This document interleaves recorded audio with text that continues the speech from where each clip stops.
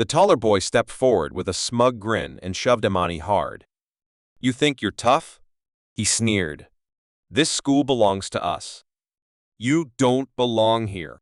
Ammani stumbled back but didn't fall. Her twin sister, Zara, stood still, her eyes narrowing. Something fierce flashed in them, quiet but sharp, like a warning no one noticed. The boys didn't see it. They had no idea what was coming. To them, the Johnson twins were just quiet new girls, easy to push around. But they were wrong. Very wrong. If those bullies had known the truth, maybe they would have thought twice. Maybe they wouldn't have messed with girls who had spent 6 years training in karate, girls who could take down grown men in seconds. But it was already too late. The first punch was coming fast, and the bullies, they didn't even see it coming. Ammani and Zara Johnson weren't like most kids at Ridgewood Middle School. At just 13 years old, they were already used to being the new faces in the hallway. Their parents moved a lot for work, so the twins had learned to stay quiet, keep their heads down, and avoid trouble. But this school felt different. From the moment they walked in, their dark skin and curly hair made them stand out, and not in a good way. Whispers followed them in the hallways. Stares. Smirks. It didn't take long before the teasing started. But no one knew their secret. No one guessed that behind those calm eyes and soft voices were 2 girls who had trained in karate since they were 7. For 6 years, Ammani and Zara had practiced every kick, block, and move in the dojo. They were black belts now, strong, focused, and fast. They didn't show off. They didn't brag. But they weren't weak. They just didn't want to fight. Not unless they had to. They hoped this school would be different. They hoped they wouldn't need their training. But deep down, they knew the day might come, and when it did, they'd be ready. The bullying didn't start with punches. It started with a note.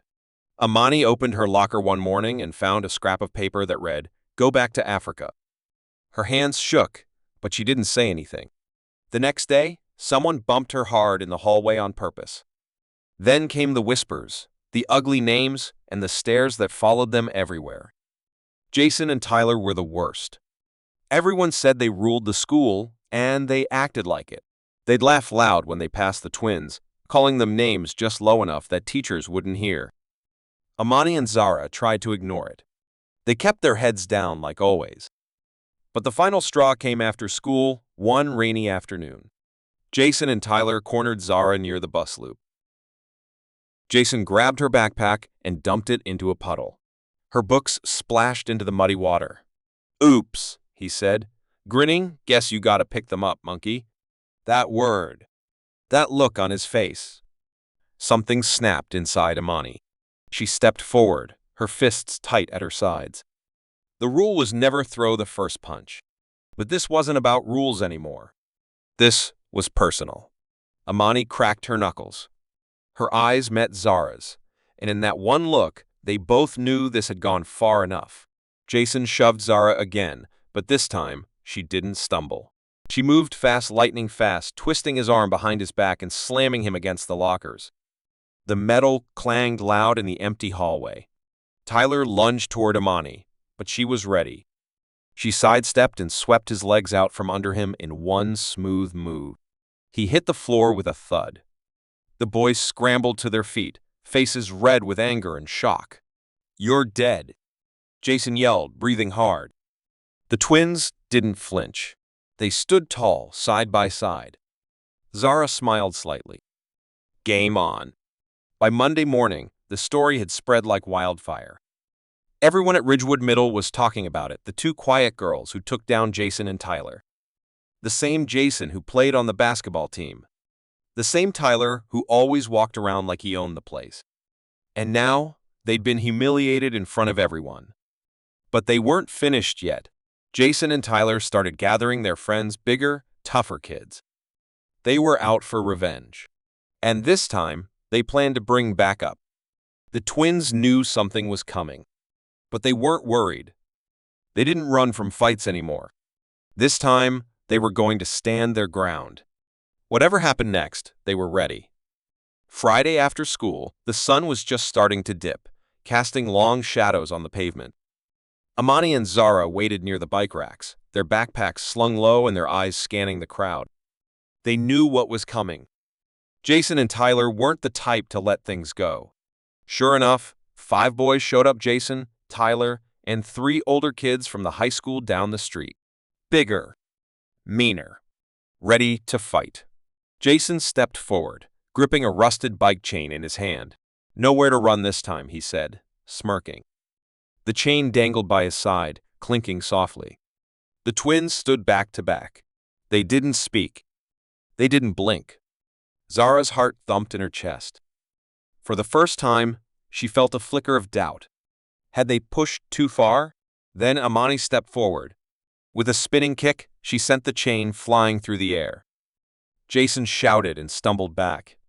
One of the older boys charged.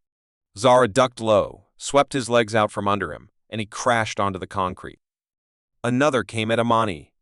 She blocked, spun, and flipped him over her shoulder. The fight exploded. Punches flew. Kicks landed. The twins moved like shadows, fast and focused. They weren't just reacting, they were in control. Jason tried to grab Zara from behind, but she twisted out of his grip and jabbed him in the stomach. He doubled over, gasping.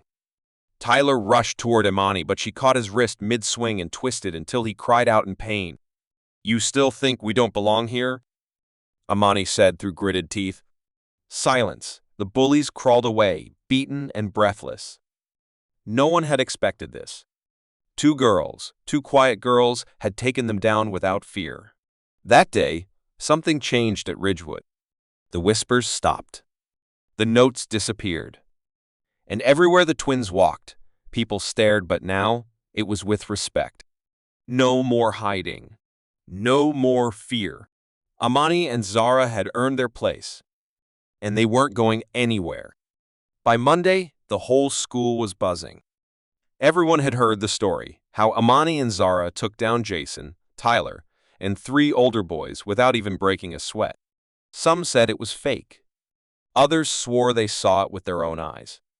But one thing was clear: nobody messed with the twins anymore. The bullies kept their distance now. Jason avoided eye contact in the hallways. Tyler switched lunch tables. Even the teachers noticed the change. No more notes in lockers. No more rude whispers. Just quiet respect. Ammani and Zara didn't brag. They didn't have to. Their actions spoke louder than any words. They walked the halls with their heads held high, finally feeling like they belonged. For once, they weren't the new kids, the outsiders. They were the girls who stood up, fought back, and won. And maybe, just maybe, Ridgewood Middle was starting to feel like home. From that day on, Ammani and Zara walked through Ridgewood with a quiet confidence. No one dared mess with them anymore. The slurs stopped. The laughter turned into nods of respect. They didn't have to fight again, just being themselves was enough. They joined the school's martial arts club and even helped teach self-defense to younger students. For once, they felt seen for who they really were, not just the new black girls, but strong, smart, and powerful. They had finally stopped running. Ridgewood wasn't just another school anymore. It was a place where they could stay, and maybe even belong.